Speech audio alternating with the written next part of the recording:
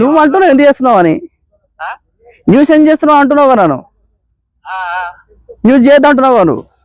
ఏం చేస్తున్నావు అంటున్నాడా? న్యూసే చేస్తున్నా, ఇక్కడ వార్తనే చేస్తున్నా.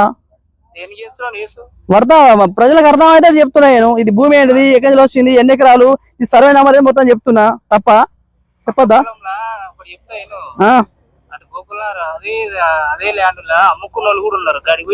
అమ్మినే కూడా మాట్లాడుతున్నా, వీళ్ళు అమ్మిన భూములు కూడా మాట్లాడుతున్నా. లోపలికి వెళ్ళి మాట్లాడినా, ముందుకొచ్చి మాట్లాడుతున్నా.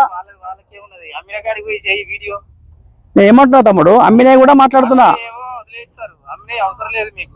అమ్మినే మాట్లాడుతా, నా దృష్టి తీసుకురా నువ్వు.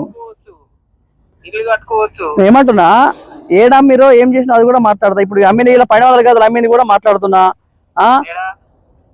ఇక్కడ అమ్మినే మాట్లాడుతున్నా, అమ్మాయిని మాట్లాడుతున్నా, బీడున భూమి మాట్లాడుతున్నా, పొలం చేసినా పొలం చేస్తున్నా, మంచి పని చేస్తున్నా అని మాట్లాడుతున్నా. అన్ని రకాలు మాట్లాడుతున్నాం.